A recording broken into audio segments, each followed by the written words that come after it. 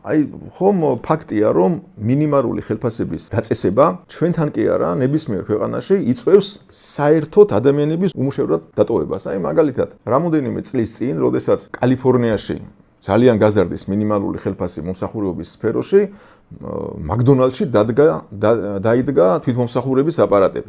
ნებისმიერი, ესე იგი, როდესაც მთავრობა აი სოციალისტურად ებრძვის ბიზნეს ებრძვის მოგებას რა.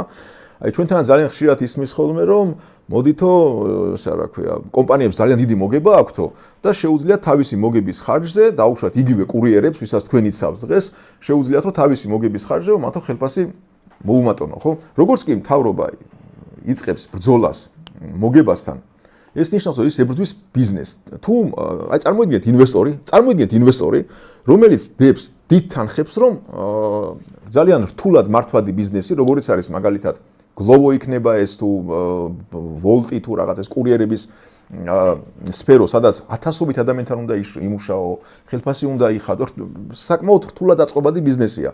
ადამიანი ამაში ხარჯავს ძალიან დიდ ფულს, მთავრობა მას უმცირებს მოგებას, ეს ადამიანი თავის ფულს მოუნახავს სხვა დანიშნულებას. რავი, აქციებს იყიდის, ბიტკოინს იყიდის, ოქროს იყიდის და მილიონ დანიშნულებას მოუნახავს.